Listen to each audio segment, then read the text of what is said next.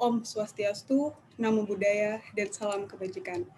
Selamat siang dan selamat datang pada acara IATMI International Virtual Conference 2021. Perkenalkan, saya Prihita Eksi Cahyandari dari ENI Indonesia. Pada hari ini akan berlaku sebagai MC yang akan memandu acara pada hari ini. Sebelum memulai acara, saya ingin mengucapkan selamat datang kepada Bapak Profesor Insinyur Tutuka Aryaji, selaku Direktur Jenderal Minyak dan Gas Bumi, Kementerian ESDM Republik Indonesia.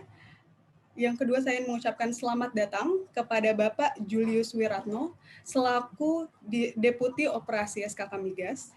Yang ketiga, saya ingin mengucapkan selamat datang kepada Bapak John Hisar Simamora, selaku Ketua IATMI periode 2019-2022. Selanjutnya saya juga ingin mengucapkan selamat datang kepada Bapak Syamsul Irham, selaku Ketua Kopum IATMI, yang juga merupakan salah satu sponsor acara pada hari ini. Saya juga ingin mengucapkan selamat datang kepada seluruh perwakilan PT Pertamina Hulu Energi, PT Geoservices, dan juga Medco EP Indonesia yang menjadi sponsor pada acara pada hari ini. Saya juga ingin mengucapkan selamat datang kepada seluruh pengurus IATMI yang telah bergabung bersama kita semua pada siang hari ini. Sekali lagi saya mengucapkan selamat datang dan terima kasih kepada Bapak dan Ibu karena telah meluangkan waktu berharganya untuk bergabung bersama kita pada siang hari ini. Ikatan Ahli Teknik Perminyakan Indonesia atau biasa disingkat dengan IATMI merupakan sebuah organisasi profesional yang secara konsisten mengadakan berbagai kegiatan yang bertujuan untuk mengembangkan kompetensi dari para profesional dan juga menghubungkan antara para pemangku kepentingan demi membantu Indonesia dalam menghadapi berbagai tantangan di industri migas. Seiring dengan komitmen tersebut, maka pada tahun ini IATMI mengadakan untuk pertama kalinya IATMI International Virtual Conference yang membawakan tema Bending the Production Curve and Transitioning to New Energy Landscape. Acara hari ini terdiri dari 2 rangkaian kegiatan, diawali dengan plenary session, lalu dilanjutkan dengan focus group discussion yang akan membahas 4 topik diskusi yang berbeda. Acara akan berlangsung secara virtual, dimulai tepat pada pukul 1 siang, dan akan berakhir pada pukul 8 malam. Para hadirin diharapkan untuk mengikuti seluruh rangkaian kegiatan pada hari ini, karena topik-topik yang dibahas pada forum diskusi merupakan topik yang relevan di industri energi saat ini dan juga di masa yang akan datang. Selain itu, forum diskusi juga melibatkan para pembicara-pembicara yang memang ahli dan sudah memiliki pengalaman dalam membahas topik-topik yang akan didiskusikan. Tidak lupa saya ingin mengingatkan bahwa di penghujung acara nanti akan dibacakan kesimpulan dari seluruh FGD yang akan dilaksanakan dan juga akan ada kuis berhadiah uang tunai dengan jumlah yang menarik untuk para peserta yang telah mengikuti keseluruhan acara pada hari ini. Jadi diharapkan kita semua dapat terus bersama-sama hingga acara penutupan nanti malam. Acara IATMI International Virtual Conference 2021 tentunya tidak dapat terlaksana tanpa dukungan dari para sponsor. Dan pada tahun ini, IATMI International Virtual Conference didukung oleh PT Pertamina Hulu Energi, PT Geoservices, Medco EP Indonesia, dan juga Kopum IATMI. Sekali lagi kami ingin mengucapkan terima kasih banyak kepada para sponsor yang berperan besar dalam mendukung pelaksanaan pertama dari IATMI International Virtual Conference. Sebelum memulai acara pada hari ini, mari kita semua mendengarkan lagu kebangsaan negara kita, Indonesia Raya.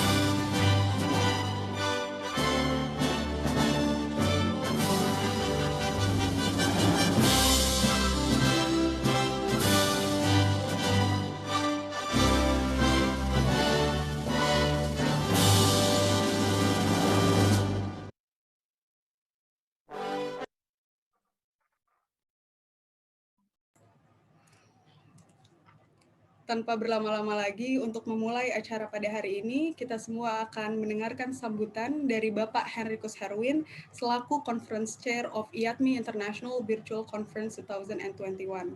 Saat ini, beliau juga menjabat sebagai VP Technical Excellence and Coordination di Pertamina Hulu Energi. Kepada Bapak Henricus Herwin, kami persilakan untuk menyampaikan sambutannya, Pak. Terima kasih, Mbak Eksi. Selamat siang, Bapak, Ibu, dan para hadirin sekalian. Wassalamualaikum warahmatullahi wabarakatuh. Salam sejahtera untuk kita semua. Shalom, Om Swastiastu, Namo Buddhaya, dan salam kebajikan. Di hari yang baik ini, IATMI menyelenggarakan International Virtual Conference yang pertama, yang diikuti oleh para profesional dan akademisi minyak dan gas di tanah air dan juga di luar negeri. Sulit dibayangkan untuk mengumpulkan diaspora Indonesia di luar negeri dan praktisi serta akademisi di dalam negeri yang tersebar di berbagai pelosok tanah air tanpa bantuan teknologi digital yang terakselerasi selama masa pandemi ini.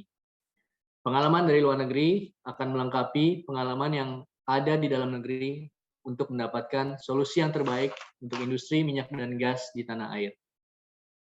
Tantangan yang dihadapi industri kita sangat berat. Tetapi IATMI percaya bahwa di setiap tantangan selalu ada peluang yang bisa diciptakan. Konferensi internasional ini menjadi contoh nyata di mana kita bisa mengubah tantangan menjadi peluang.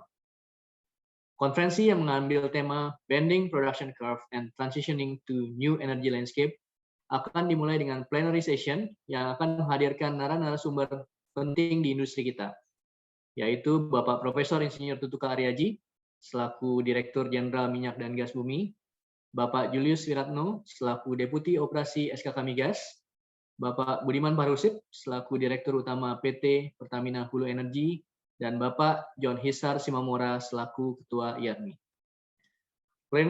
Plenary session yang akan dilanjutkan dengan 4 focus group discussion dengan 20 narasumber yang akan mendiskusikan 4 tema.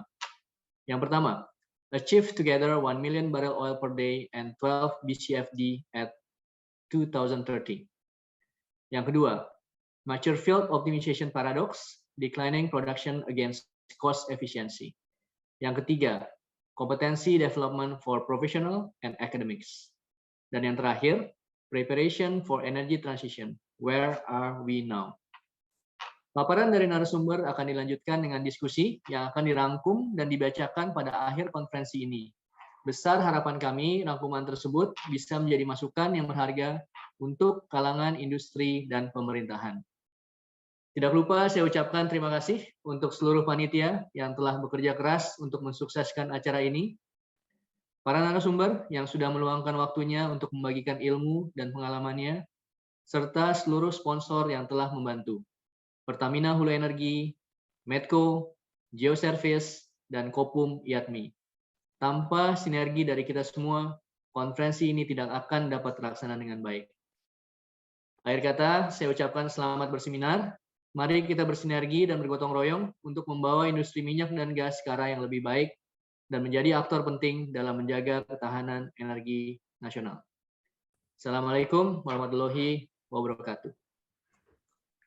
Untuk membuka seminar ini, saya undang Pak John Hisar untuk bergabung. Dan kita buka bersama-sama, Pak, seminar ini. Pada hitungan ketiga, 1, 2, 3. Dengan ini, Pak John. Ya, dengan ini resmi konferensi plenary session IATMI International Virtual Conference dibuka. Terima kasih.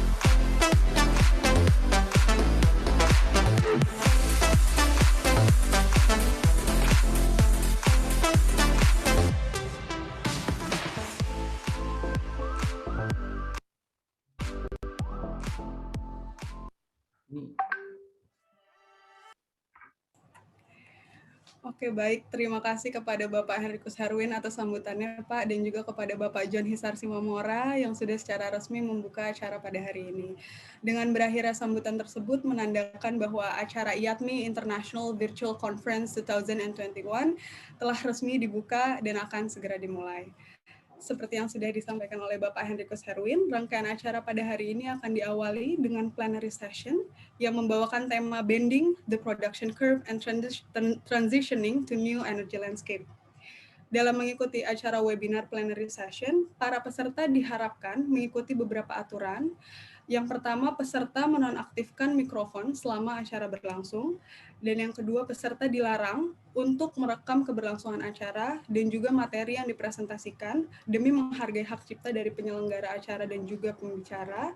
Dan yang terakhir, jika peserta memiliki pertanyaan yang ingin diajukan langsung kepada para keynote speakers, peserta dapat mengajukan pertanyaan melalui kolom Q&A yang tersedia pada Zoom. Dan jika terpilih, pertanyaannya akan langsung dijawab oleh para keynote speaker yang telah hadir secara virtual bersama kita pada siang hari ini. Plenary session akan dipandu oleh Bapak Dipta Dwitia, yang saat ini sudah hadir di antara kita semua. Selamat datang, Bapak Dipta. Beliau saat ini menjabat sebagai Manager of Operation Support di Medco FP Indonesia.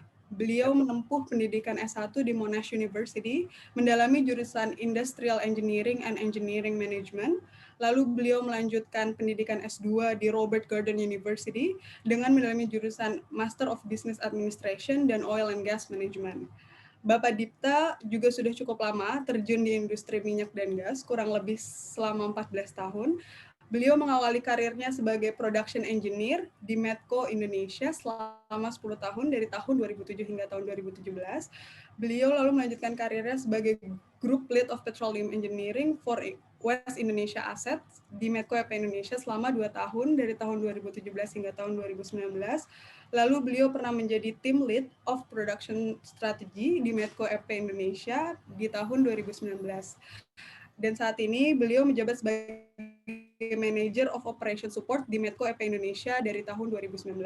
Untuk segera memulai rangkaian acara IATMI International Virtual Conference, saya menyerahkan kepada Bapak Dipta untuk memandu plenary session. Kepada Bapak Dipta, saya persilahkan. Terima kasih, Mbak Eksi. Suara saya kedengaran jelas, Mbak Eksi? Jelas, Pak. Jelas, oke. Sip. Jelas. Mbak Eksi, Ya. jujur saya siang ini luar biasa deg-degannya. Ini pertama kali saya dikasih kesempatan membawakan acara sebesar ini dengan keynote speaker yang luar biasa ini ya. Ininya nih bobotnya ini pastinya. Makanya ini acara juga luar biasa sekali. Kita punya tema Bending the Production Curve and Transitioning to New Energy Landscape. Ini nggak main-main ini. Ada bending, ada transitioning. Oh itu ini banget pokoknya. Keren banget lah. Nah, tahu nggak Eksi, kenapa acara ini menurut saya ini sangat luar biasa? Kenapa tuh? Kelihatan dari saya hari ini pakai batik dan saya pakai celana panjang. Spesial. Iya, biasanya di rumah itu kita selama ini sudah 1 tahun WFH ini biasa pakai baju santai terus ya. Jadi hari ini khusus di weekend ini kita rapi-rapi ya demi ke masa depan kita semua. Insya Allah saya lihat di sini sudah ada 354 orang Mbak Eksi yang di rumah. Semangat pagi semuanya. Semoga coba semua pakai batik, semua pakai baju rapi. Nih kita biar mantap ini acaranya, kerasa banget gitu ya. Oke, terima kasih Mbak Eksi. Ya, Bismillahirrahmanirrahim. Selamat siang. Assalamualaikum warahmatullahi wabarakatuh. Yang terhormat Bapak Profesor Tutu Karyaji, guru kami, guru saya, berapa kali saya ikut training-training Bapak sampai sekarang juga. Pak Julius Wiratno, Deputi Operasi SKK Migas. Apa kabar Pak? Semoga sehat. Yang terhormat Pak Budiman Parusip kayaknya nggak bisa ikut ya, Direktur Utama PHE. Lalu Pak John Hisar Simamora, Ketua IATMI kita saat ini. Inilah visionary leader kita. Ya, mohon izin Bapak-bapak yang terhormat dan juga tidak lupa Pak Henrikus, semua pimpinan organisasi perusahaan operator migas, baik itu kontraktor, dari pemerintah, dari regulator, dari SKK Migas, Dirjen Migas, semuanya insan migas yang ada di sini hari ini, Mohon izin saya akan bawakan plenary session siang ini. Ada 3 poin yang saya mau sampaikan dulu, ya, sebelum kita langsung lanjut ke keynote speech dari Pak Profesor. 1, terima kasih kepada panitia, luar biasa ini acara. Di saat dengan segala keterbatasan, acara ini bisa berlangsung. Ya, semoga saya dapat membawakan acara ini dengan sebaik mungkin. Pesan nomor 2, acara ini luar biasa. Line up-nya juga kita bisa lihat keren banget, dari nggak hanya di plenary session ini, tapi di FGD nanti juga. Ada 4 FGD sessions, yang kalau kita lihat, itu keren-keren banget ininya, narasumbernya semua. Dan topik-topiknya juga benar-benar itu berbobot sekali, dan masa depan kita. Ya. Pesan ketiga, acara ini jauh lebih besar dari hanya sekedar industri migas saja. Acara ini jauh lebih besar dari kita semua. Ya, kenapa? Karena ini adalah masa depan kita, masa depan bangsa, dan masa depan anak cucu kita. Ini ada di hari ini nih, bisa kita tentukan ini masa depan kita mau dibawa kemana. Oleh karena itu, saya mengajak semua, mari kita manfaatkan hari ini, satu hari ini, sampai nanti jam 8 ya, jam 9 itu, kita manfaatkan sebaik mungkin. Ya, mari kita diskusi, mari kita urun rembuk, ya, mari kita semua berpartisipasi dan kontribusi demi masa depan kita bersama. Dengan itu, saya akhiri 3 pesan saya. Mari kita laksanakan kegiatan ini sebaik mungkin, dan kita langsung saja, tanpa berlama-lama lagi, menyambut Pak Profesor Insinyur Tutuka Aryaji. Prof. Aji, gimana suaranya, kita tes dulu?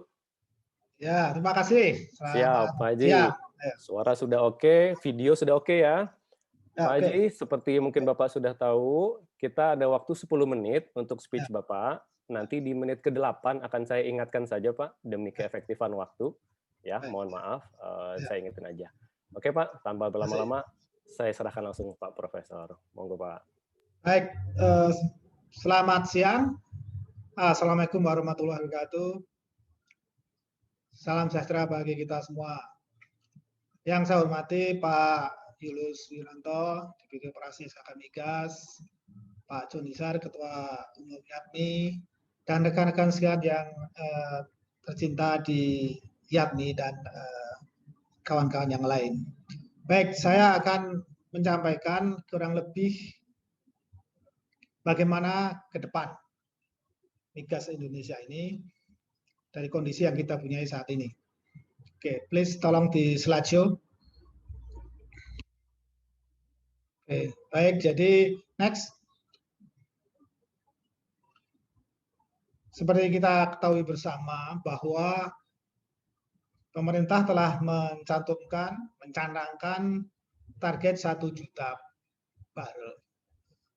Seberapa jauh itu dari kondisi nanti tahun 2030? Kita lihat di dashline itu adalah kalau kondisi kita tidak melakukan apa-apa. Kalau semua bergerak, K3S semua bergerak secara serius dan ambisius juga, menggali potensi yang mungkin kelewatan, optimasi yang telah ada, bekerja tidak seperti biasanya, 1 juta itu masih sangat berat. Dan juga lebih berat lagi karena kebutuhan kita saat ini itu 1,6. Jadi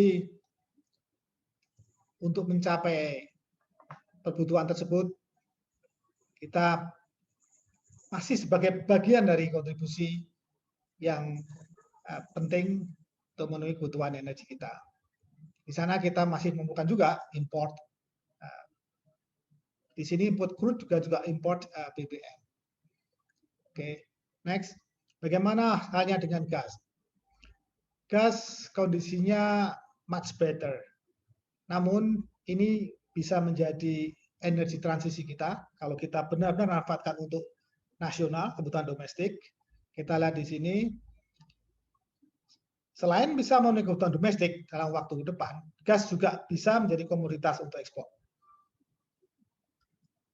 Jadi inilah kurang lebih transisi Indonesia. Ya, transisi Indonesia adalah memanfaatkan semaksimal mungkin sumber gas untuk kebutuhan nasional, untuk kebutuhan industri, listrik, untuk meningkatkan produktivitas dan kapasitas dan juga pertumbuhan ekonomi. Nah, sisanya kita bisa pergunakan sebagai komoditas untuk meningkatkan neraca perdagangan migas nasional. Masalahnya adalah di infrastruktur dan menciptakan demand, ya, demand. Nah, seperti kita ketahui Indonesia bagian timur, nanti kita akan lihat kita perlu berkonsentrasi di sana untuk bisa menyerap gas maksimal mungkin.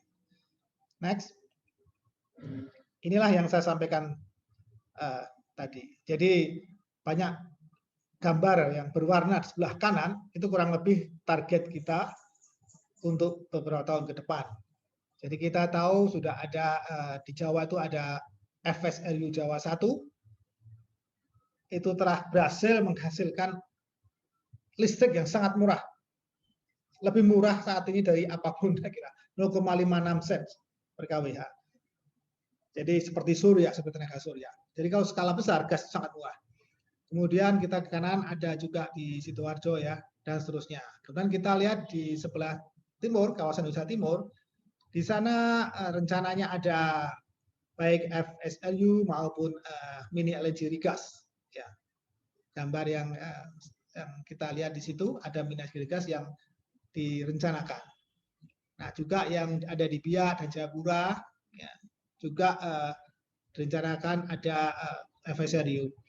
Nah, ini akan masuk dalam Kepmen 13 dari pemerintah, di mana migas mempunyai amanah untuk melaksanakan ini dengan bekerjasama langsung dengan BGN, PLN, tentunya SKK Migas. Ini sudah amanah dari Pak Menteri dalam Kepmen 13. Jadi pada intinya adalah semaksimal mungkin menggunakan gas untuk Indonesia bagian timur. Di mana saat ini masih banyak menggunakan diesel. Diesel akan banyak diganti oleh gas. Kemudian juga ada pembangunan pipa yang direncanakan bisa nyambung dari di kiri itu di Dumai dan Dumai Semangke. Kemudian di Jawa itu ada Cirebon Semarang. Sehingga bisa menyambung, ya, pipanya bisa menyambung. Next. Selanjutnya kita tahu semua bahwa kita punya RUN dan ini dalam RUN yang kita buat bersama pada waktu dulu kita YATMI ya. Ini Perpres tahun 2017. Kegiatan yang ada di situ adalah karya kita bersama. Beberapa kali kita kerjasama dengan beberapa tahun ya bersama dengan SKK Migas dan akhirnya menjadi renaksi dan akhirnya menjadi Perpres ini. Namun sekarang sudah diperbarui juga oleh SKK Migas. Ini saya hanya menyampaikan bahwa ini dulu juga bakal bersama pekerjaan di SKK Migas dan kami dan akhirnya oleh YATMI pada waktu itu ya masukkan bersama-sama dengan para tokoh ya di geologi untuk masuk ke Perpres. Oke, namun kita perlu menyadari bahwa COP21 di Paris itu Indonesia meratifikasi sehingga Indonesia perlu sangat serius menangani climate change ini, pemanasan global ini. Jadi skenario yang telah disepakati kita perlu upayakan. Next. Kita tahu kalau kita petakan inilah source of CO2 distribution ya. Ini source untuk di mana kita ini berkaitan dengan pemanasan global di Sumatera Selatan kita lihat cukup banyak sumbernya, kemudian ada Jawa, kemudian kita tahu ada Gude adalah the first CCS in Indonesia, kemudian ada potensi-potensi lain. Oke, juga kita tahu ada Natuna yang pernah kita pelajari di YATMI ya, beberapa tahun lalu di seminar nasional di Padang. Oke, next. Storage-nya bagaimana? Storage-nya kalau kita petakan seperti ini dan kalau kita jumlahkan ini sekitar 600 juta ton. Ini studi dari Lemigas, ya, dari Lemigas. Dan kita masih sangat sedikit memakainya, yaitu di Gunde. Kemudian di sebelah kanan ada BP di lapisan Forwata yang akan diinjeksikan di sana. Sekarang sedang studi dan mudah-mudahan beberapa tahun depan diimplementasikan. Di Blok Gunde juga akan dilakukan untuk injeksi di lapangan. Next. Jadi, silakan. Ya, jadi kita akan bersama-sama dengan negara-negara lain ya melaksanakan program ini, Carbon Capture, Utilization, and Storage. Jadi kalau capture ditangkap, bisa dari industri atau dari migas, dari lapangan migas, kemudian dimasukkan dalam tanah, bisa diinjeksikan sebagai Enhanced Oil Recovery atau CCS, disimpan. Jadi CCUS, Junior Utilization. Seperti kita tahu di BP itu adalah CCUS, diinjeksikan ke lapangan gas, jadi sebagai Enhanced Gas Recovery, dan juga di Gunde sekarang beralih ke Enhanced Gas Recovery, baru mulai ya. Yang nomor 1 ini EGR, itu baru ya, akan dilaksanakan ke depan. Sebelumnya adalah CCS, ya CCS. Kemudian kita tahu juga Pertamina punya Sukowati, kemudian di situ mungkin nanti bisa dikonfirmasikan Limoniro, kemudian ada teknologi lain, dan yang nomor 6 saya sebutkan tadi di BP Brau. Oke, juga ada Sakemang, dan juga saya mendengar langsung dari Master Akihiro Watanabe, Inpex akan melaksanakan juga, merencanakan adanya CCS, CCUS, skala besar juga. Oke, baik, next. Nah, sementara ini, kalau kita gabung Gunde, Sukowati, dan Tangguh, yang diinjeksikan dalam beberapa tahun, 10 sampai 25 tahun, sekitar hampir 50 juta ton CO2. Sebetulnya ini sudah cukup tinggi untuk Gunde, injeksinya sekitar 800 ton per hari, itu cukup besar kalau untuk ukuran saat ini. Juga Tangguh juga besar itu ya injeksinya. Oke, next. Nah, kalau kita mapkan itu, kita lihat mapnya seperti itu. Kenapa ini saya sampaikan di sini? Karena ini belum begitu diketahui oleh dunia internasional bahwa Indonesia mempunyai potensi yang sebagian besar. Ya. Kemarin Exxon menyampaikan teknologinya CCS, dan belum melihat adanya potensi yang luas di Indonesia. Hanya satu yang dilihat baru di Aceh. Jadi ini perlu kita sampaikan kepada dunia bahwa Indonesia mempunyai potensi besar. Mengapa ini perlu? Sekali lagi bahwa kita perlu men-store ya CO2 yang kita produksikan di Indonesia ini, di seluruh lapangan Indonesia ini untuk dalam tanah, untuk mendukung program internasional pemanasan global, menurunkan sampai -2 derajat. Perlu upaya yang sungguh-sungguh. Dan ini sekaligus kita perlu manfaatkan untuk peningkatan perolehan minyak atau gas. Di negara berkembang seperti kita perlu memberikan kedua hal itu. Agak berat kalau kita hanya memperhatikan store CO2 ke bawah tanah dalam rangka perubahan iklim. Biasanya akan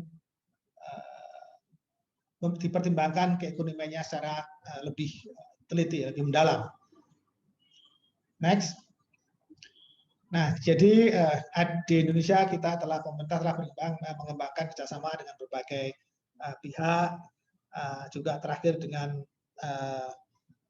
lembaga internasional di Amerika tentang berkaitan dengan ini juga. Ya. Jadi kita akan mengeluarkan permen terkait dengan CCS ini, bagaimana regulasi yang untuk mendukung CCS di Indonesia dalam draft, dan mestinya tidak lama lagi akan keluar permennya.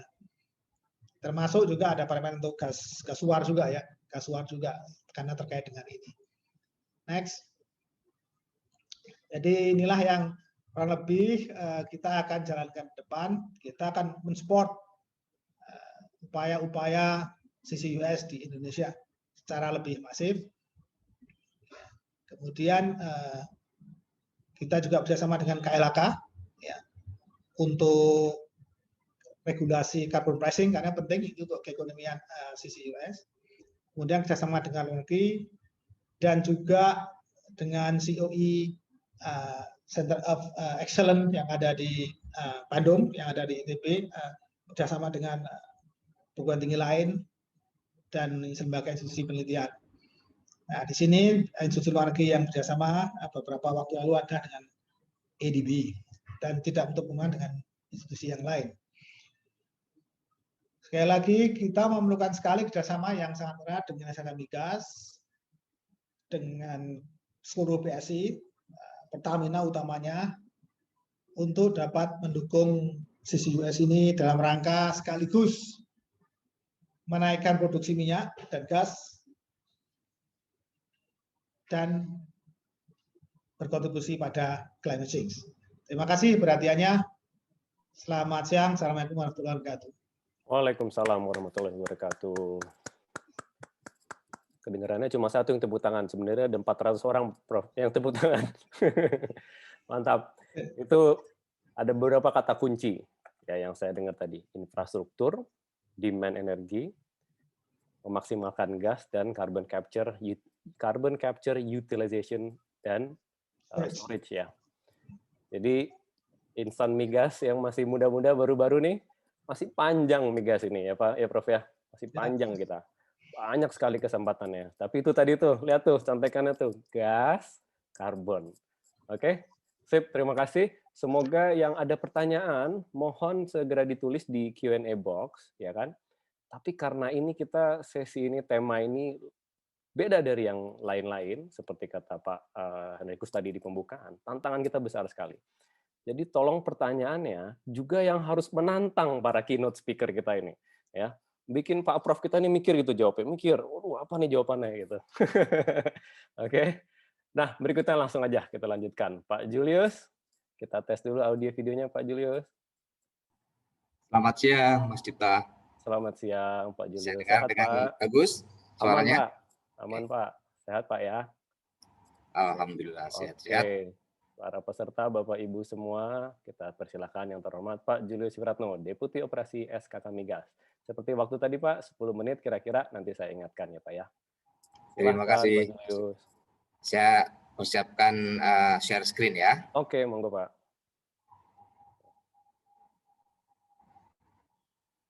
Bisa. Oh, dari Bapak langsung ya? Oke, bukan dari panitia ya? Saya Oke, sip. langsung ya. Oke. Sudah kelihatan. Ini ya.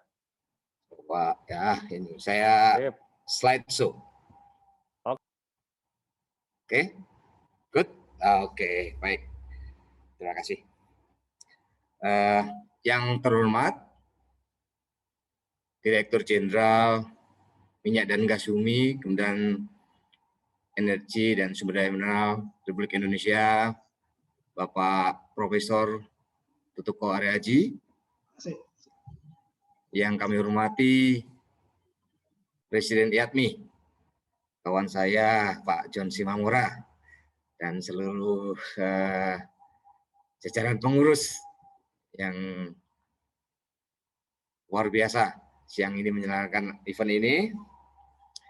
Dan Bapak Ibu, para hadirin, peserta conference yang saya banggakan. Assalamualaikum warahmatullahi wabarakatuh. Selamat siang dan salam sejahtera. Om Swastiastu, Namo Buddhaya, salam kebajikan. Di hari yang baik ini, kita panjatkan puji syukur kepada Tuhan Yang Maha Kuasa atas rahmat dan anugerahnya. Kita dapat mengikuti acara IATMI International Virtual Conference 2021 yang pada siang ini mengangkat tema Bending the Production Curve and Transitioning to New Energy Landscape. Walaupun kita acarakan dengan cara virtual, kiranya tidak mengurangi maksud dan tujuan yang ingin kita capai pada acara hari ini. Mohon izin sebelumnya, Pak Kepala SKK Migas berlangganan untuk bisa hadir, tadinya mau berkenan juga beliau ingin bergabung, tapi last minute memberikan disposisi ke saya, jadi saya dengan senang hati untuk bisa ikut terlibat pada siang hari ini. Izinkan kami dari SKK Migas pertama-tama mengucapkan terima kasih yang sebesar-besarnya untuk IATMI yang senantiasa bekerja sama dan mendukung pemerintah dan SKK Migas dalam melaksanakan program-program hulu migas, khususnya program jangka panjang peningkatan produksi 1 juta barel di tahun 2030. Kami mendapat laporan, Pak John, banyak ada berbagai event yang dilaksanakan oleh teman-teman IATMI yang juga bersinergi untuk memberikan kontribusi dan masukan agar program peningkatan produksi migas, jangka panjang hulu migas, dapat kita realisasikan bersama dengan baik, sehingga dapat memberikan manfaat bagi bangsa dan negara. Saya awali dengan slide saya yang awal ini, tantangan global industri hulu migas di Indonesia yang saat ini ya. Tren investasi global semakin intensif ke arah EBT. Betul tadi arahnya ya. Proporsionalnya seperti apa, nanti ada prosentasenya. Dan semakin intensif kita ketahui ke arah energi baru terbarukan. Pada masa transisi energi, kenyataannya konsumsi minyak Indonesia masih lebih besar daripada produksi. Ya, tadi juga Profesor menyampaikan yang sama. Tantangan yang kedua, pandemi COVID yang menyebabkan investasi terhambat. Ya, saya kira ini kita rasakan bersama. Pembiayaan global untuk investasi hulu migas makin terbatas dan tentu saja kompetitif. Sudah beberapa big company sudah shifting untuk investasi ke arah low carbon energy seperti Chevron, BP, Shell, Total. Kemudian dari beberapa konsultan, independent consultant menunjukkan bahwa indeks daya saing industri migas Indonesia relatif rendah, yaitu 2,4 di bawah rata-rata global yang 3,3. Ya, ini justru membuka peluang ya. Tadi kata-kata tantangan di mana di situ ada tantangan ya, di situ ada peluang kita untuk bisa lakukan sesuatu lebih baik. Demikian tantangan yang keempat yang cukup menarik, bahwa berbagai negara memberikan fasilitas fiskal untuk migas yang lebih menarik. Nah, berlomba-lomba tetangga kanan kiri kita ya, in the globe, around the globe, maka kita juga waspada untuk hal itu, kita melirik kanan kiri. Beberapa informasi terkait dengan fiskal insentif di beberapa negara di sebelah kanan kita sampaikan juga. Demikian juga ada beberapa contoh TNC kontrak yang notabene kita bisa pelajari bersama di beberapa negara, dan kita pun juga akan semakin ke arah fleksibel nanti ke arah sana. Ya, ini karena memang tantangan kenyataan yang kita hadapi saat ini. Oke, ini saya kira terkait dengan supply demand. Bahwa kenyataannya ini saya ekstra kajian ini, teman-teman pasti sudah mafhum ini slide yang selalu kita sampaikan dari hasil dari RUEN ya. Ya, tadi juga diambil sedikit sama di touch Pak Profesor. Tapi produksi minyak mengalami penurunan sementara konsumsi mengalami tren yang naik. Paling tidak 55% kebutuhan dalam negeri itu dipenuhi dari impor. Nah, ini dia. Sedangkan produksi gas masih dapat mencukupi kebutuhan dalam negeri, bahkan kita masih bisa ekspor sekitar kurang lebih 34%. Nah, dalam RUEN tersebut kita bisa lihat bauran energi seperti apa untuk jangka panjang sampai tahun 2020. Di mana kebutuhan energi, khususnya energi minyak, akan mencapai 2,27 juta barrel per hari dan gas sampai 12.000 mmscf per day. Dan hal inilah yang mendorong SKK Migas merasa perlu melakukan perencanaan strategis dan agresif untuk melakukan program yang masif sehingga dapat memenuhi kebutuhan energi fosil tersebut. Nah, masih dalam tataran energi fosil, belum move ke transition-nya. Tadi Pak Profesor menyampaikan vehicle-nya pasti akan gas yang akan menjadi media untuk transition ke arah cleaner energy. Dan itu sudah tuntutan zaman, tuntutan dunia. Kita akan mengarah ke sana pasti. Oke, dari sinilah pada akhir tahun 2020, pemerintah melalui Dewan Energi Nasional mengeluarkan draft Grand Energy Strategi Nasional, ya, Grand Strategi Energi Nasional, untuk mewujudkan ketahanan dan kemandirian energi nasional, di mana disebutkan salah satu tantangannya adalah kebutuhan energi, tingkat kebutuhan energi yang semakin meningkat. Tentu saja selaras dari economic growth yang akan kita sasar, kita capai. Dan sebagai salah satu solusi, hanya salah satu saja, DN menyebutkan perlunya peningkatan produksi migas hingga 1 juta barel, di mana hal ini sejalan dengan rencana SKK migas yang sudah disebutkan sebelum-sebelumnya. Nah, di sini banyak green strateginya. Jadi mengarah ke 1 juta aja nanti masih kurang loh ya. Tapi mari, 1 juta banyak yang masih bertanya, mimpi atau enggak ya? Tapi sekarang sudah menjadi musuh kita bersama, kan kita kejar itu, pasti akan ketangkap gitu ya.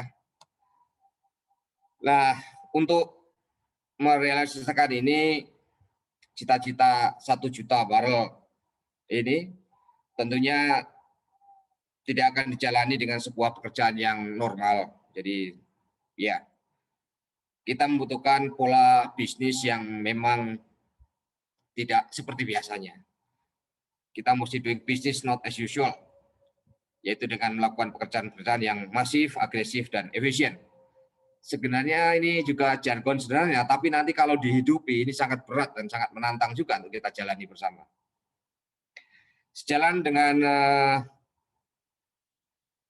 industri migas pada tahun 2020 yang lalu bahwa kita telah menyusun, SKK Migas telah menyusun sebuah rencana strategis oil industry atau dikatakan Renstra IOG 4.0 kalau Bapak Ibu rekan-rekan yang pernah tahu, yang mana kita juga punya 3 target ya, objektif, yang mana dengan kegiatan yang masif, agresif, dan efisien itu kita diharapkan yang pertama tadi benar-benar menopang produksi 1 juta dan 12 BCFD tadi. Kita juga berusaha untuk mengoptimalkan peningkatan nilai tambah dari kegiatan hulu migas. Jadi dari hulu migas sendiri tidak sebagai penopang atau istilahnya revenue generator yang diandalkan lagi, meskipun masih memegang peran penting, tapi sebagai lokomotif penggerak ekonomi. Jadi akan disasar ke arah multiplier effect juga. Demikian juga saran yang ketiga dari IOG 4.0 tadi, untuk memastikan keberlanjutan lingkungan, yang mana tahun-tahun ke depan Bapak Ibu rekan-rekan pasti akan banyak mendengar kata salah satu aja yang menjadi poin terkait dengan yang nomor 3, environmental sustainability, itu adalah terkait dengan decommissioning. Nah, ini decommissioning, kita punya ratusan platform yang harus di decommission. Sudah sedang kita koordinasikan dengan baik dengan melalui berbagai pihak kepentingan yang terlibat dalam kerjaan decommissioning ini. Tujuan dari Renstra ini tidak hanya semata-mata menaikkan produksi migas tadi saya sebutkan ya, namun juga bagaimana benar sekali lagi industri migas menjadi penggerak dalam peningkatan multiplier effect bagi peningkatan kesejahteraan masyarakat Indonesia. Nah, terkait dengan profil 1 juta tadi dan 12 MMHCF seperti ini kurang lebih kue lapisnya, ini juga sudah dipublik menjadi hal yang sudah sangat umum. Tentu saja 1-2 slide ini stack up dari working sheet yang sangat tebal tentu saja. Bapak Ibu rekan-rekan para ahli di IATMI tahu persis ini. Ini ada cerita yang memang menggambarkan dulu diawali dari sedikit SKK Migas berdiskusi dan berikutnya disambut dengan teman-teman K3S dan terkonsolidasikan dengan K3S sekarang menjadi milik bersama. Bahkan semua pihak sekarang sudah ikut memiliki untuk bersama-sama mencapai ke arah sana seperti angka-angka ini ya. Dari hasil penyusunan ini dimulai dari awal-awal tahun 2019 dan akhirnya kita sudah come up dengan beberapa strategi yang mana memaksimalkan yang saat ini ada. Jadi maintain dan maksimalkan production base-nya. Dan kita mulai transform resource to production dan melakukan akselerasi EOR, water flood, ini pasti di Minas, ya. Dan juga kita punya program yang boleh kita katakan eksplorasi yang masif. Dan ini ada latar belakangnya kalau boleh saya share. Dan karena keadaan mungkin kita dibilang terdesak dan juga bisnis environment yang menuntut kita untuk bisa out of box thinking. Dan dulu kita juga pada waktu-waktu 2017-2018 pada waktu masa-masa alih kelola WK, ya, banyak beberapa WK yang expire dan kita cermati sehingga kita punya strategi untuk bisa berani menetapkan strategi lanjutan seperti ini. Karena apa? Saya salah satunya eksplorasi masif itu karena kita punya funding, punya komitmen kerja pasti yang akan kita pastikan untuk bisa kita lakukan di tahun-tahun mendatang. Nah, ini hal beberapa yang strategi tadi, yang mana empat strategi tadi ada detail turunannya, dan tentu saja ini nggak fix dan akan bisa berubah dari tahun ke tahun, namun kurang lebih update-nya seperti ini. Bahkan Bapak Ibu rekan-rekan mungkin aware dan terlibat juga, rekan-rekan PSG, beberapa narasumber dari pihak pemangku kepentingan lain. 2 hari yang lalu, ya, hari Selasa Rabu kita adakan intensif discussion dalam FGD yang mana kita mulai memperbaiki. Kita tahu ada gap, tapi kita coba untuk fill the gap dengan berbagai strategi dan langkah-langkah yang cukup strategis dan taktik untuk kita bisa laksanakan praktis, ya. Dengan ini moga kita harapkan tentu saja bisa tercapai nanti, ya, apa yang kita canangkan tadi. Nah, selain menyusun 4 strategi tadi, tentunya diperlukan strategi juga menarik investasi migas dalam rangka peningkatan produksi tersebut. Antara lain dengan melakukan percepatan dan penyederhanaan proses. Mungkin Bapak Ibu juga sudah mengenal kita punya ODSP dan juga melakukan beberapa hal untuk terkait dengan cost optimization dan juga perbaikan fiskal term. Sebagian sudah ada yang done deal, sebagian masih dalam proses, dan sebagian masih akan kita kerjakan terus. Dan nanti Bapak Ibu rekan-rekan di conference ini, di record session-nya di masing-masing FGD akan bisa digali lebih jauh lagi. Dan saya kira yang bisa saya sampaikan ini, terima kasih, tapi ini belum halaman terakhir, Mas Dipta, saya kasih satu lagi ini. Nah, ini aja, ini yang bisa ngedrive kita semua, bahwa kita masih punya opportunity loh kita untuk berkembang, industri migas ini, gitu ya. Ini banyak yang kita nggak boleh terlena, di balik ini juga perlu kita gali. Banyak sekali shifting kita akan kemana, akan ke arah sana, kita bisa perhatikan ini. Ini para ahli kebumian, geoscientist, geologis, ini suatu hal yang menantang buat kita semua, dan dia nanti teman-teman petroleum engineering akan menghitung dan mengangkatnya sampai teman-teman memprosesnya menjadi komoditas yang sangat berarti buat kita semua. Jadi usaha yang harus kita lakukan untuk mencapai target produksi tentu saja bukan pekerjaan yang sederhana, ya, tetapi perlu kerjasama dan kerja keras dalam mencapai hal ini. Melalui acara IATMI International Virtual Conference 2021 ini, kami berharap terbangun sinergi antara pemerintah, pelaku usaha, dan para asosiasi ahli, khususnya IATMI ini, ahli teknik minyak, gitu ya, yang dapat menciptakan terobosan-terobosan sehingga target yang telah dicanangkan tadi dapat kita capai. Demikian yang dapat kami sampaikan. Terima kasih. Wassalamualaikum warahmatullahi wabarakatuh. Waalaikumsalam. Terima kasih Pak Julius. Ini slide terakhir ini, Pak. Yang paling seneng itu dosen-dosen, Pak. Pasti dosen yang di anak-anak TM itu Pak, senang itu. Wah, masih banyak mahasiswa nanti akan datang. Ya, mantap. Terima kasih banyak Pak Julius.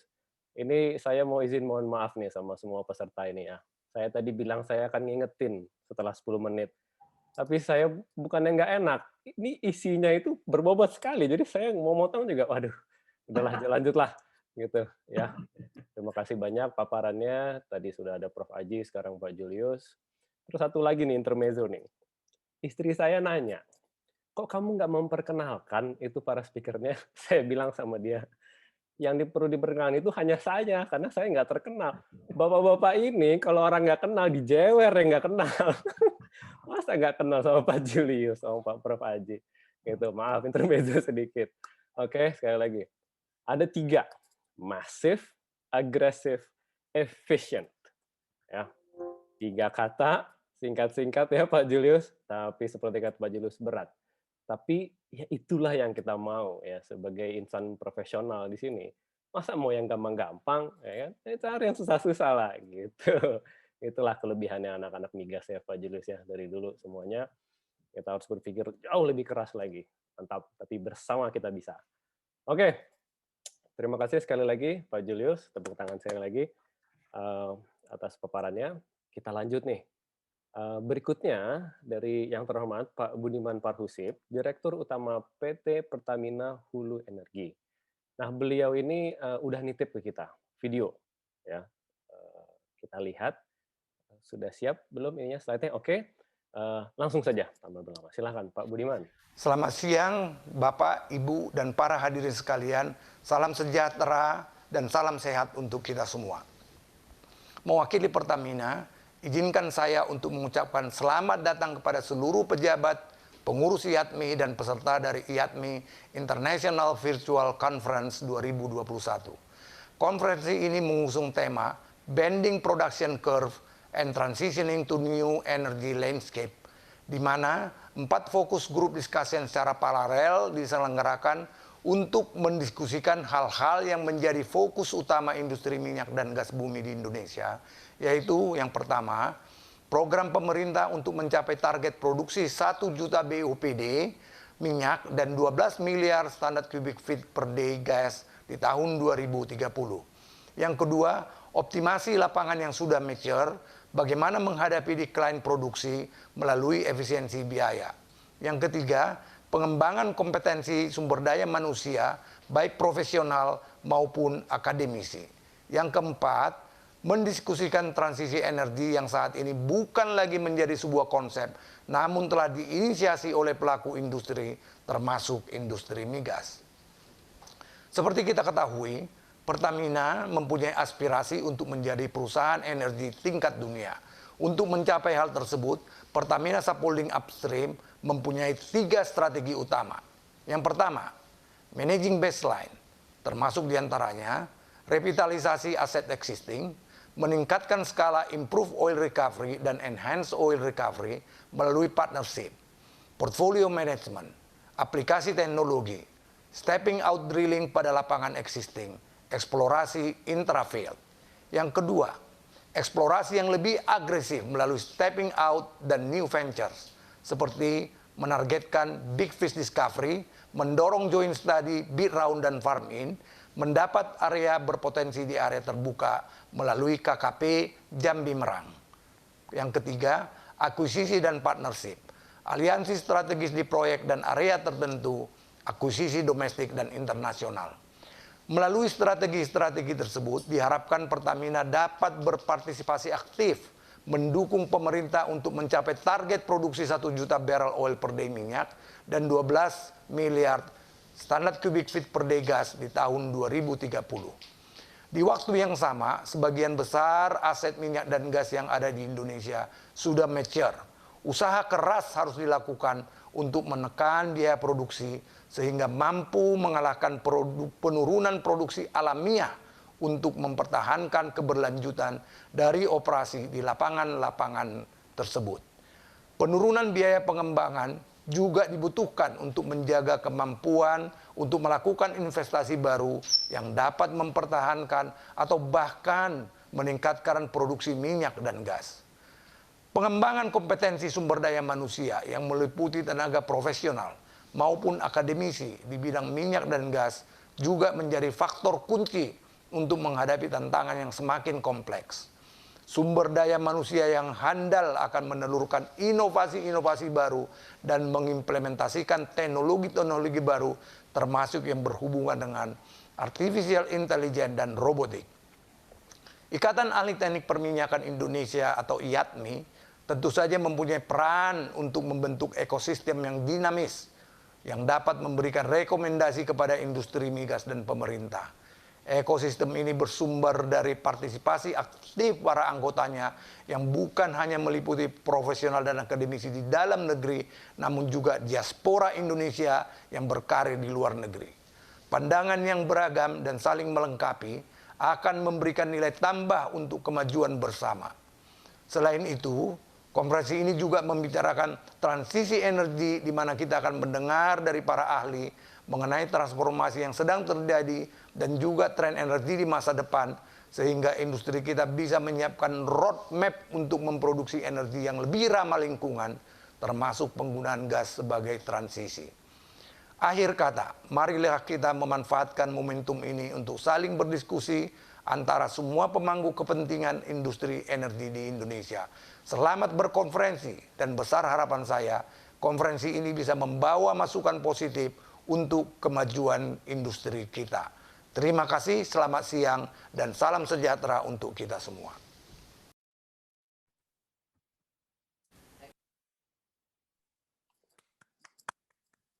Terima kasih Pak Budiman. Ada 3 tadi. Managing baseline, eksplorasi yang agresif, dan acquisitions and partnerships. Itu strategi utamanya PHE ya. Pak John.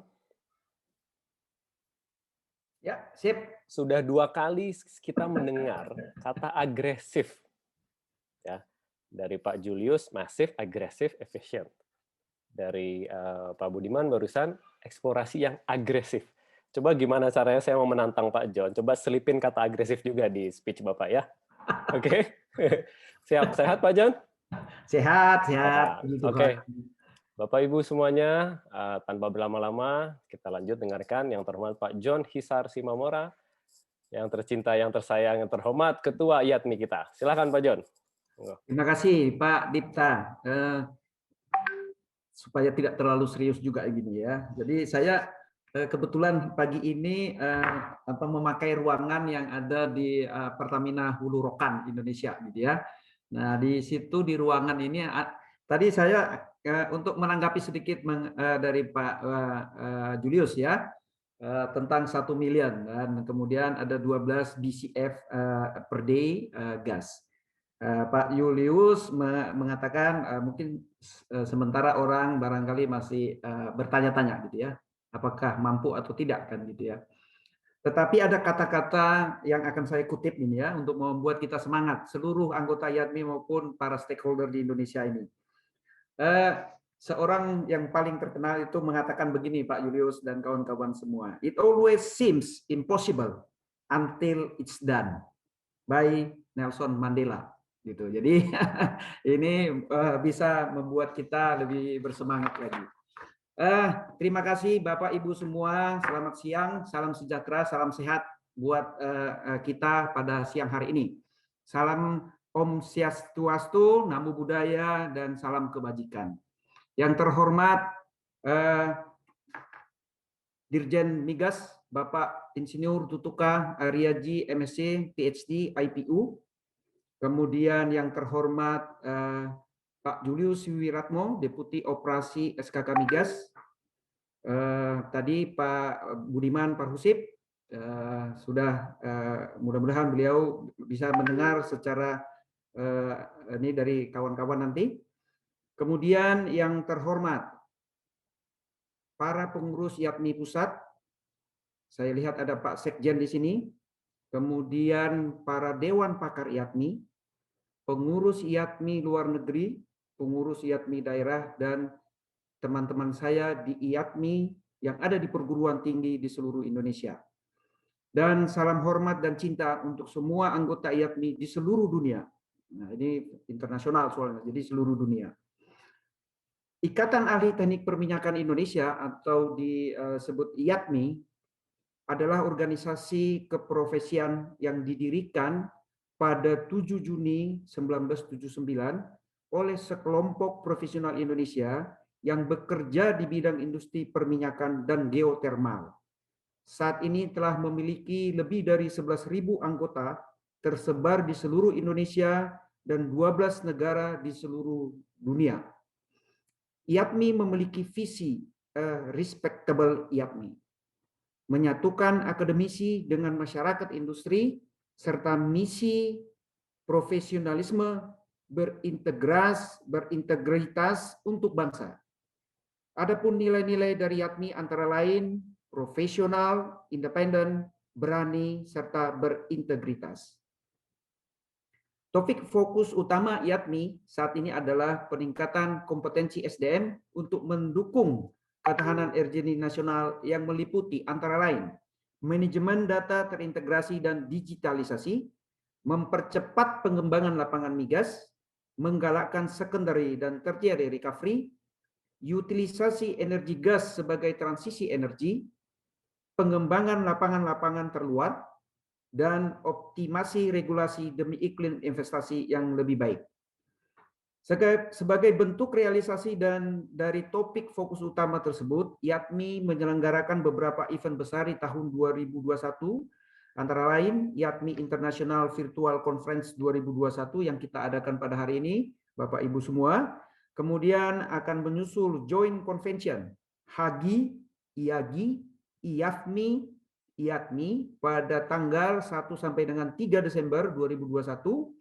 Kemudian ada SPA, IATMI Asia Pacific Oil and Gas Conference and Exhibition pada tanggal 12 sampai 14 Oktober 2021. IATMI International Virtual Conference 2021 yang diadakan pada hari ini, Sabtu 10 April 2021, merupakan konferensi yang mengusung tema Bending Production Curve and Transitioning to a New Energy Landscape.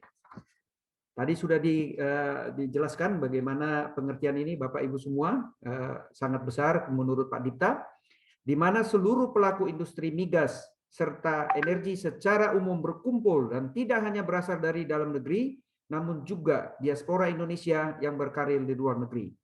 Konferensi ini menghadirkan 20 narasumber dan untuk berdiskusi melalui 4 fokus group discussion. Topiknya antara lain, Bapak Ibu semua, pertama tadi sebenarnya sudah disebut, saya elaborasi sedikit. Achieve together 1 million BOPD and 12 billion standard cubic feet per day at 2030. IATMI akan memberikan kontribusi kepada stakeholder migas Indonesia agar cita-cita nasional ini dapat kita wujudkan. Sharing para pakar IATMI dari seluruh dunia dapat memperkaya kita dalam mencari cadangan migas baru Indonesia, field oil and gas management, dan bentuk-bentuk fiscal term dari negara-negara lain yang dapat memperkaya regulasi Indonesia, sehingga harapan kita mengundang investor untuk membantu mewujudkan cita-cita itu dapat segera dilaksanakan. Saya sangat berbahagia pada hari ini ada Pak Julius, ada Pak Tutuka Aryaji dalam konteks sebagai Dirjen Migas dan juga SKK. Bagaimana nanti pakar IATMI ini Pak kita pergunakan. Ya, saya sebagai Ketua IATMI mendorong untuk meminta dan juga meminta masukan serta mendorong teman-teman IATMI untuk memberikan kontribusi itu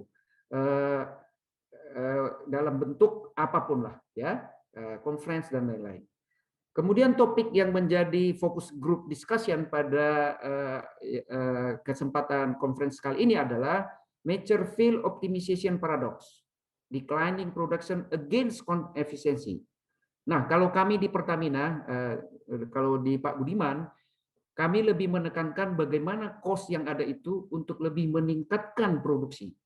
Jadi kita tidak agak sedikit tidak terpaku pada cost-nya ya, tetapi kita lebih terpaku bagaimana cost yang ada sekarang itu mendapatkan hasil yang lebih banyak.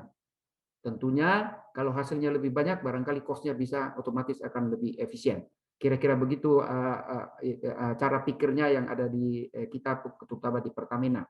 Nomor 3 adalah Competency Development and Professional and Academics, saya kira beberapa pakar-pakar kita juga sudah memberikan masukan dan juga di beberapa conference yang telah diadakan sebelum ini. Kemudian nomor 4 adalah Preparation for Energy Transition. Where are we now? Secara informal saya sudah mengatakan, memberi masukan ke Pak Dirjen, pemanfaatan gas di dalam negeri adalah salah satu cara untuk bisa mengunlock seluruh cadangan gas yang ada di Indonesia, karena akan bisa menambah atau membuat ekonomi nasional bergerak compare with kita ekspor, karena di luar sana sekarang pasar dunia sudah dibanjiri oleh banyak gas, sehingga mau tidak mau pemanfaatan gas dalam negeri adalah option, adalah keharusan, is a must. Demikian bisa kami usulkan ke Pak Dirjen. Nah, diharapkan paparan dari narasumber serta rangkuman dari diskusi kita pada konferensi ini bisa menjadi masukan yang berharga untuk kalangan industri dan pemerintah di Indonesia. Kami akan menyampaikan dalam bentuk laporan ke Pak Dirjen, ke Pak SKK juga dari hasil konferensi ini, Bapak-Bapak Ibu semuanya. Saya ucapkan terima kasih kepada seluruh panitia, narasumber serta seluruh sponsor, Pertamina, Medco, Geoservices, dan Kopum Miatmi yang telah membantu terlaksananya konferensi ini. Saya juga mengucapkan terima kasih kepada Pak Hendrikus yang menjadi Ketua Virtual Conference IAPMI. Selamat berkonferensi dan kita ambil manfaat dari terlaksananya acara yang saling mengintegrasikan seluruh pelaku industri migas serta energi secara umum ini. Demikian kami sampaikan. Terima kasih. Saya kembalikan ke Pak Dipta. Terima kasih Pak John. Oke. Ya, jadi benar banget Pak John. Tadi saya mau nyambut kata-kata Pak John, ini nggak hanya di Indonesia ya kita sebenarnya. Dan teman-teman kita yang di luar itu juga kita harapkan membawa ilmu yang mereka dapat, bawa ke sini untuk menghadapi semua tantangan itu ya Pak John ya. Ya. Saya mau menyapa dulu sedikit nih, ada beberapa teman-teman, ada yang di Qatar, ada yang di Norway. Ada Pak Wing Bramono dan Wibi Harsum. Ya. Nah, tanpa berlama lagi, kita langsung aja ke sesi tanya jawab. Oke. Pertama, untuk Pak Prof. Tutuka Aryaji. Ya. Ini saya rangkum pertanyaan ini dari beberapa pertanyaan.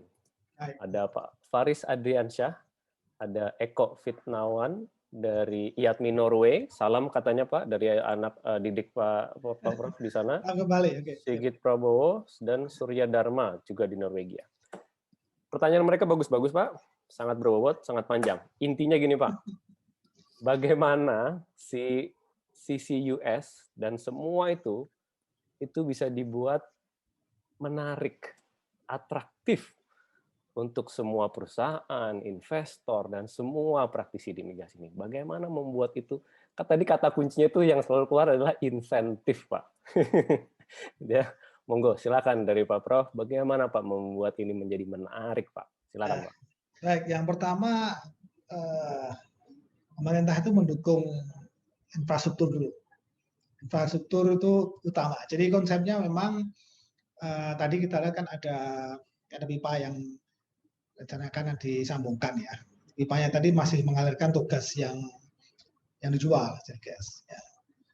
Tapi untuk kebutuhan ini saya kira infrastruktur untuk untuk menginjeksikan CO2 kembali ke dalam tanah itu perlu diidentifikasi lebih detail lagi di mana. Kalau tadi sudah ada source, sink-nya sudah ada, source dengan sink hubungannya bagaimana? Ya, saat ini kan mahalnya itu karena transportasinya dengan truk ya, misalkan dari Subang dibawa ke Jatibarang gitu, atau ya seperti itulah.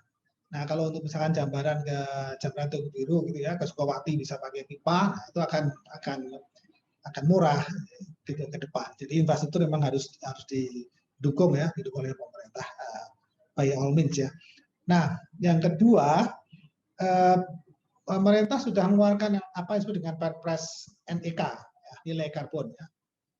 Nilai ekonomi karbon, NEK. Nah, turunannya adalah Permen. Nah, Permen kami sudah membuat draftnya juga, dan saya kira nggak lama lagi sudah bisa selesai. memang masalahnya ini berkaitan dengan KLHK ya, KLHK, jadi lintas kementerian. Itu akan menambah keekonomian. Kalau kita bisa menghitung karbon itu akan menambah keekonomian injeksi CO2 sendiri. Ya, jadi nanti mungkin ada begini, ada bisnis store disimpan aja, menyimpan saja di dalam tanah, gitu ya. Ada bisnis yang dari dalam tanah ngambil dikirimkan kemana gitu. Jadi saya kebayang ke depan itu kalau ini jalan itu jadi bisnisnya tambah luas sekali. Jadi nyimpan saja ke dalam tanah sudah bisnis. Jadi ada yang punya penyimpanan gitu ya. Mungkin Pertamina banyak sekali lapangan yang bisa disimpan, kan disewakan aja untuk nyimpan CO2. Kalau lebih gitu. Itu bisa seperti itu. Kemudian ada bisnis yang ngambil, ada bisnis transportasi. Jadi saya kebayang besar sekali. Dan ini dukungan multinasional sudah kuat, terutama di Eropa ya. Kemarin waktu zaman Trump diem lagi lah gitu. Karena Trump sukanya ya fosil energi dan seterusnya. Begitu ganti Biden berkembang lagi karena ngikuti lagi apa yang COP21 itu. Trump kan nggak mau lah COP21. Nah, jadi kita sekarang ini dalam kondisi yang cukup menguntungkan menurut saya. Saya kira kita mulai ya di Bandung itu mulai tahun 2012 ingat saya. Waktu Jepang memperhatikan itu dengan Blok UD. Itu masih ditunggangan jari siapa yang mau riset tentang itu, siapa yang berbicara itu. Terus sekarang sudah cukup banyak. Kita juga mulai melihat lah, Exxon juga tertarik juga. Tadi BP juga baru beberapa tahun lalu ya tertarik untuk injeksi CCUS ini. Jepang dulunya saya berapa 5 tahun atau 7 tahun lalu ya. Saya sampaikan ke Profesor Matsuoka itu injeksi untuk OR saja. Ya saya pikirkan. Ternyata setelah kemudian beliau tidak bersedia. Maunya CCS saja. Tapi sekarang untuk tahun ini berubah ke CCS. Jadi infrastruktur pertama sekarang niatnya udah ada ya, awareness sudah ada, infrastruktur dan bisa nggak nilai keagungan karbon itu. Ya seperti karbon kredit ya, karbon kredit bisa dijual. Saya kira kalau insentif itu bisa saja ya, insentif bisa saja. Tapi saat ini saya bicara yakni teknik ya, teknikan gimana teknik membawa ke keekonomian. Sebelum regulasi ini sampaikan dalam bentuk parlemen tadi ya, parlemen dan Perpres tadi. Nah tadi di sana kita nanti regulasinya bagaimana. Terima kasih, jawabannya sekira itu.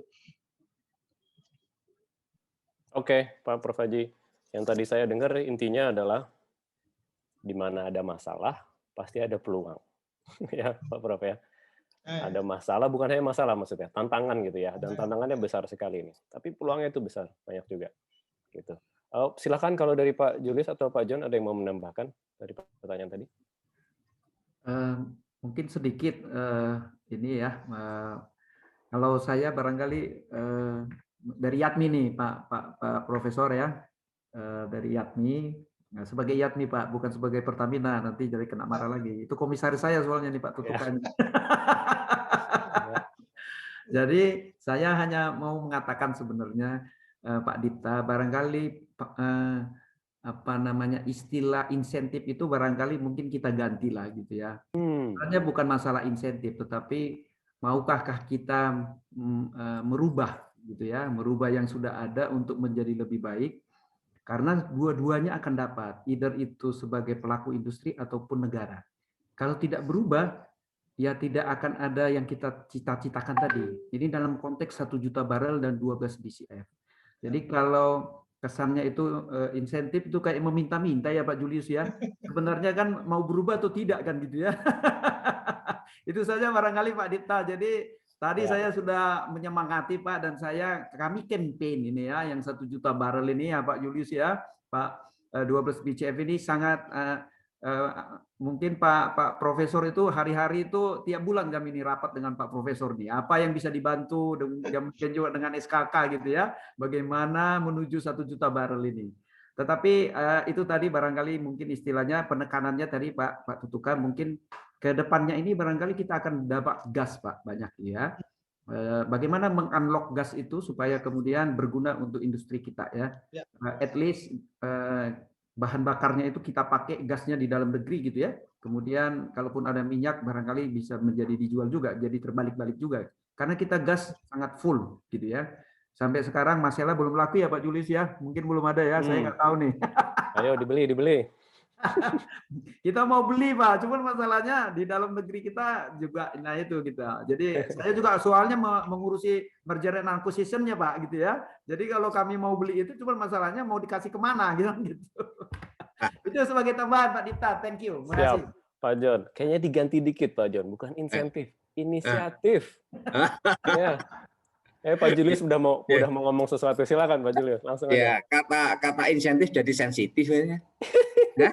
Jadi sensi gitu, enggak juga. Itu kan something that we need to put in the tables gitu ya, sebelum kita moving forward bersama-sama dengan satu yang win-win solution pasti ya. Jadi memang betul karena beberapa kondisi ya tentu saja operasional lapangan yang major yang sudah benar-benar major ya Pak John, sehingga perlu ada creative thinking, kita tidak bisa ngikuti pakem yang selama ini ada, kan gitu aja. Kita diminta untuk come up dengan terobosan-terobosan. Insentif itu salah satu terobosan juga sebenarnya, dengan kalkulasi setelah kita mereview semua parameter absorpsi yang dipakai itu sudah terverifikasi dengan baik dan disepakati, kan begitu ya. Memang ya sedang kita jalankan dan kenyataannya sebagian juga berjalan gitu ya, dan sangat baik dan bisa menunjukkan hal yang tadi kita capai ingin masif tadi bisa terlaksana ya, program kerjanya bisa tambah banyak. Nah kalau yang terkait saya nyinggung CCUSD kita aja kemarin kita sama Pak Profesor dalam satu sesi dengan ini ya Prof, dengan ExxonMobil dan Pak Luhut ya, sampai Pak Luhut marah kemarin ya. Kalau Singapura jadi hubnya terkait dengan CCS di Asia Pasifik itu agak nggak berkenan gitu. Indonesia aja gitu ya. Nanti Profesor yang punya PR itu nanti. Kita punya sekali potensi untuk kita jadikan storage ya, dan bahkan lebih lengkapnya nanti akan kita garap ke arah yang utilization-nya, yang mana kita punya value added ke sana, nilai tambahnya di sana. Nah, ini saya boleh sharing sedikit, memang ini didrive juga tidak hanya karena semata-mata faktor lingkungan atau keekonomian enggak, tapi juga di faktor komersial. Saat ini yang kita sedang dapatkan, sedang kita diskusikan dengan pihak impact ya Pak Profesor ya. Ini kan sekarang kita melakukan review sekali lagi, mereview terkait dengan techno-economic review yang bisa kita benar-benar justified, kita katakan nanti itu visible and viable dalam suatu project, big project ya, mega project. Dan di sini sudah diusulkan oleh, dulu tidak pernah belum pernah diusulkan, dan belakangan karena faktor komersial, potential buyer in future next 10, 15, 20 years sudah membuat semacam prakondisi bahwa itu akan dipersyaratkan, sehingga mau tidak mau kita harus handle dari awal.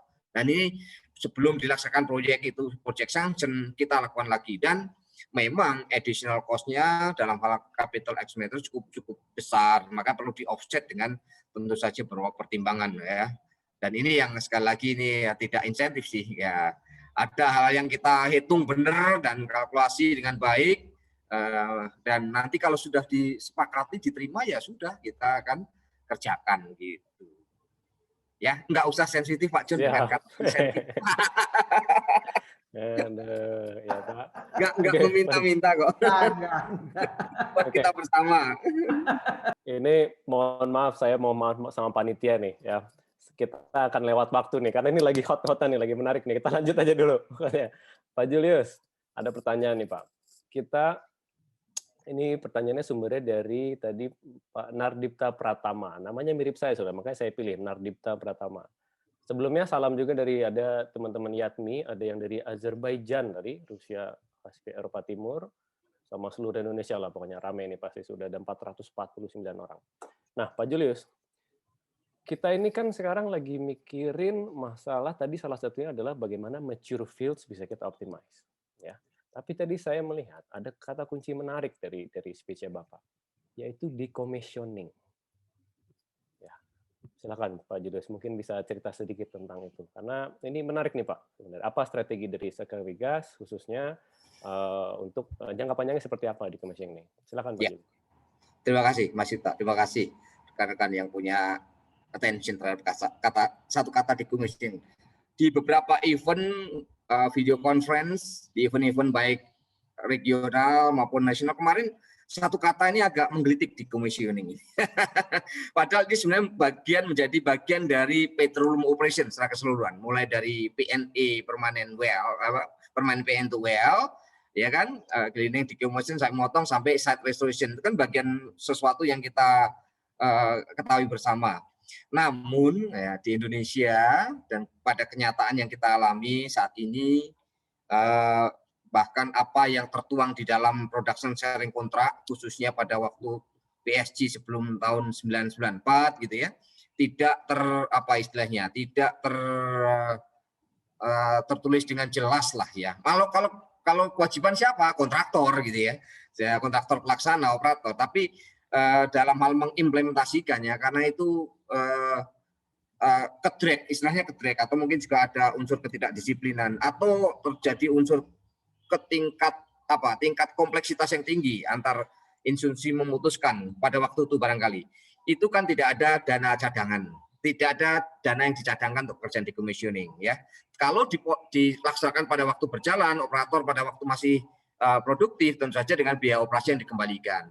Namun kenyataannya beberapa tahun terakhir ini, sekali lagi ini driver yang pertama adalah karena sustainable environment, dan juga kelautan, kemaritiman yang notabene 10 tahun ini pada pemerintah Pak Jokowi juga digalakkan ya.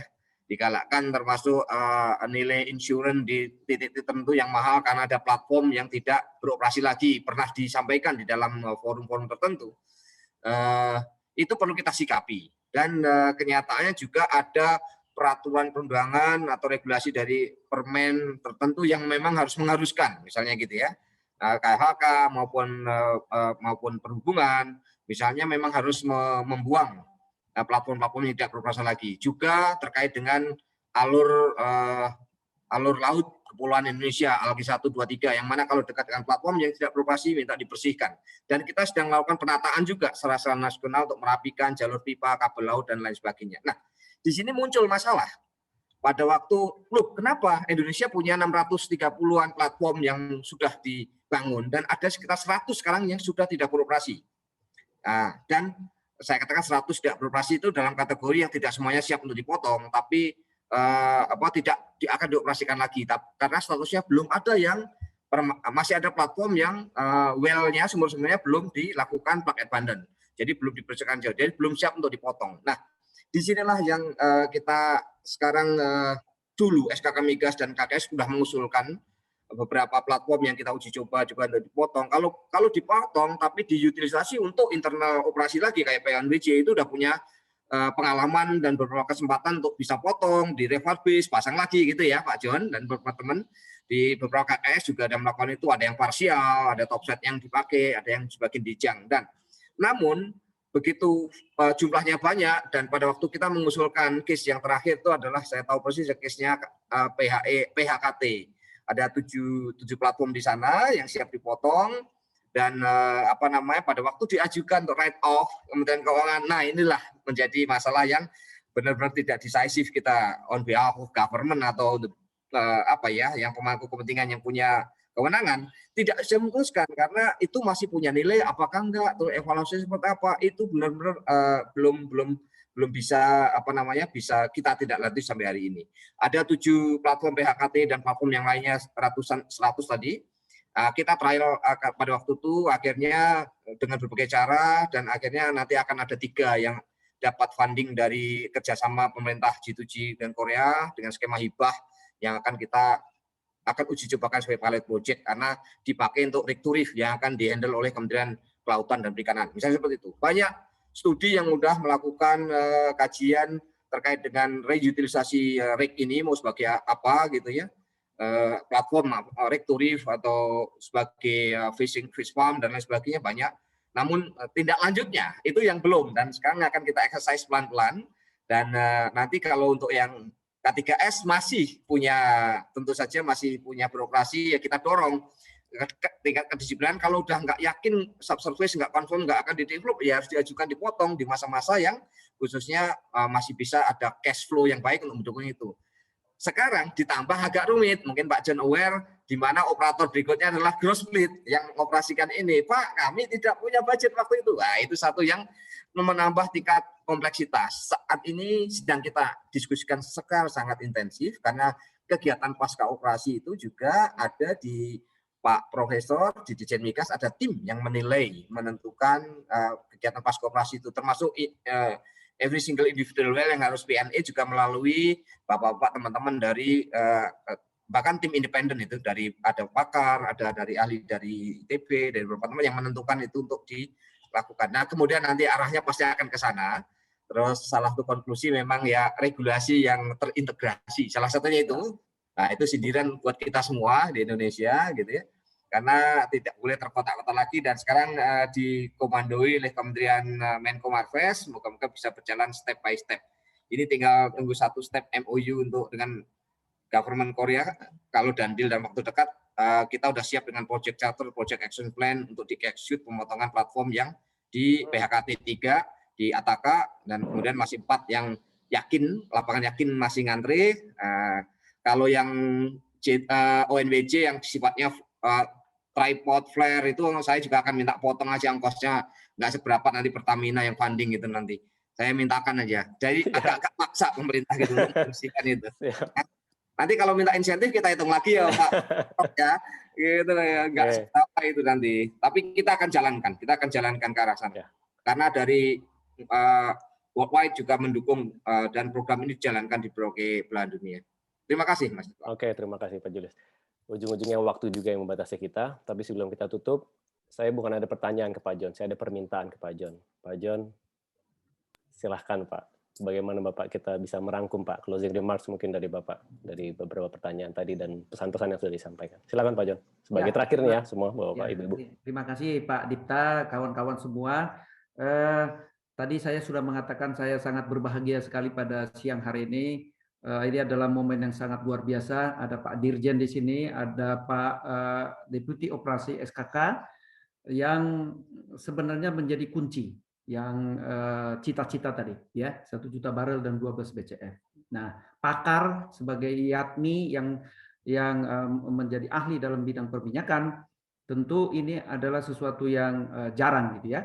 Dengan konferensi ini nanti kita akan memberikan yang terbaik, masukan kepada pemerintah dan juga Pak Julius, Pak SKK, karena sudah dirangkum oleh para ahli yang hadir sekarang saat ini di konferensi ini, diaspora seluruh dunia ini ya. Jadi mudah-mudahan Pak Tutuka, Pak Julius yang mewakili SKK nanti hasil-hasilnya barangkali kita bisa segera biasanya tidak berhenti di dalam buku saja Pak, dalam laporan ya.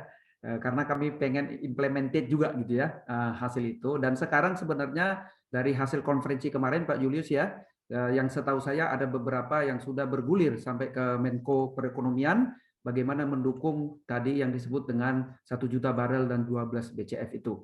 Dan tentu ada lagi hal-hal lain. Yang kedua barangkali sebagai penutup atau sebagai closing remark, manfaatkanlah Pak Tutuka, Pak Julius ini para pakar IATMI dari seluruh dunia ini.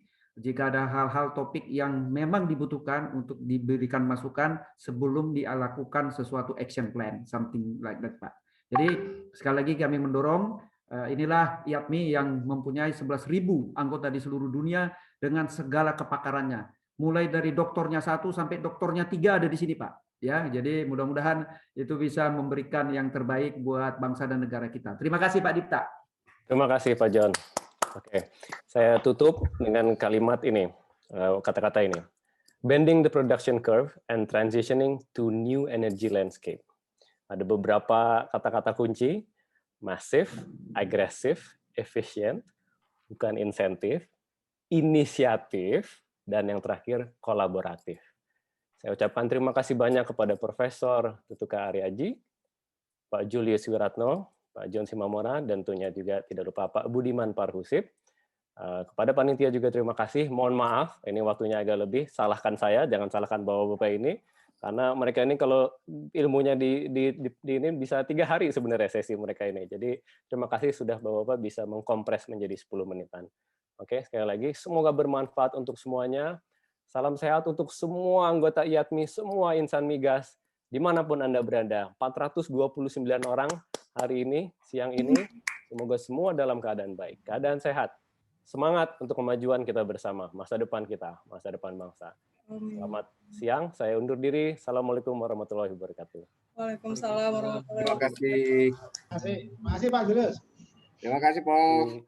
Katanya ada foto ya Mbak Eksi ya? Iya, sebelum Oke. acara plenary session-nya berakhir akan dilakukan pemberian memento dulu secara virtual oleh Bapak Henrikus Herwin kepada moderator dan juga para keynote speaker. Mungkin Bapak Henrikus Herwin bisa langsung, Pak. Ya, terima kasih banyak untuk pertama untuk Pak Dipta, keren banget. Nah, saya menggunakan kata-kata Pak Dipta juga nih, keren banget. Dan berikut adalah memento dari kami untuk Pak Dipta. Terima kasih Pak Enrico, saya terima secara virtual.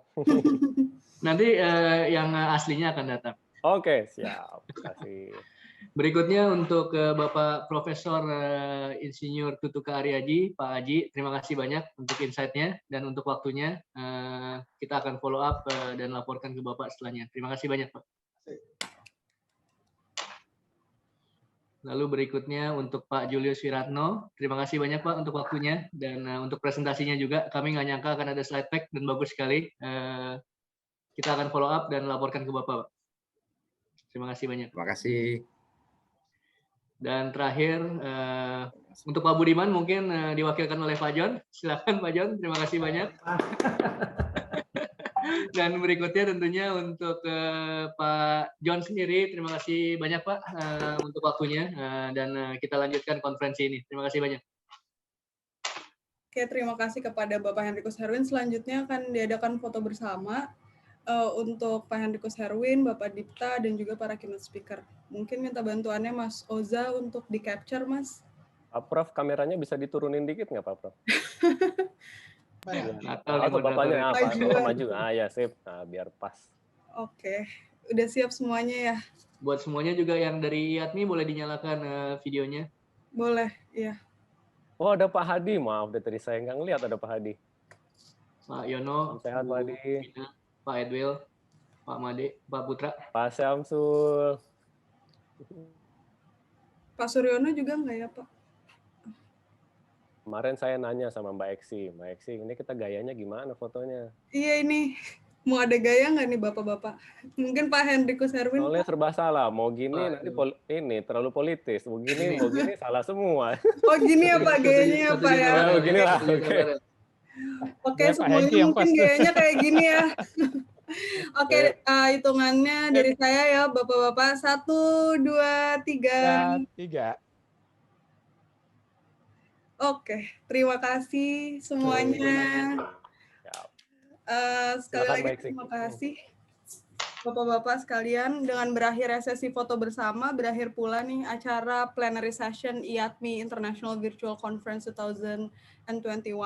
Sekali lagi atas nama panitia dan seluruh pihak yang terlibat, saya ingin mengucapkan terima kasih kepada moderator dan juga para keynote speaker yang hadir mengisi acara dan memberikan sebuah sesi yang menarik dan juga insightful untuk memulai rangkaian acara pada hari ini.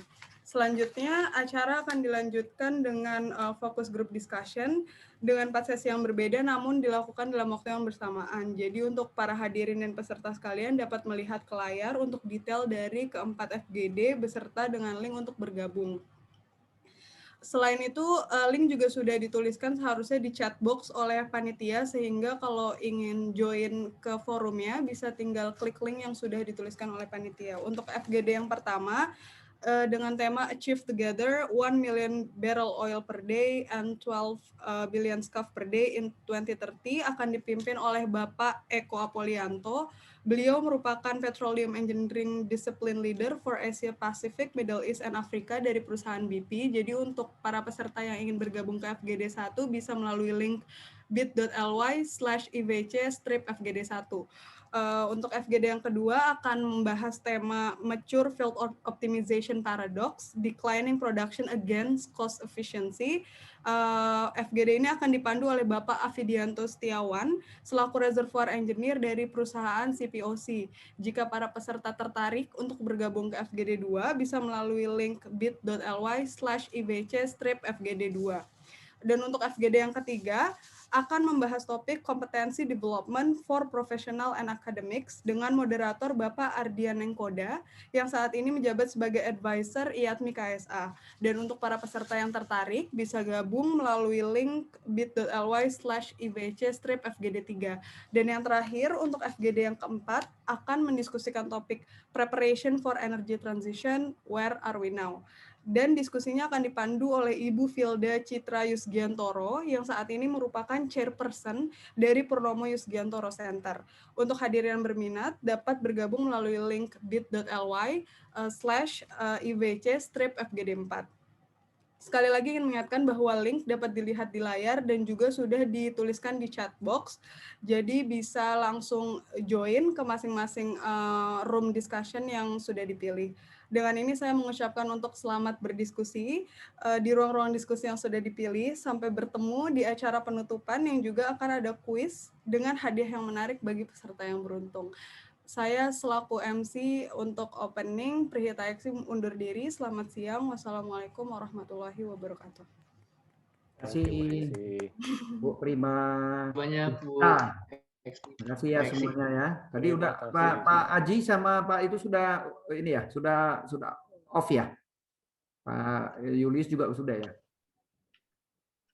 Ya, mari Pak John gabung. Ya. Mohon pamit. Terima kasih ya semuanya ya, Pak Adi, Pak itu semuanya. Ya, thank you. Izin. Terima kasih Bapak-bapak. Sama-sama izin mau bergabung ke sebelah. FGD sebelah ya. Siap, Saya Pak. juga.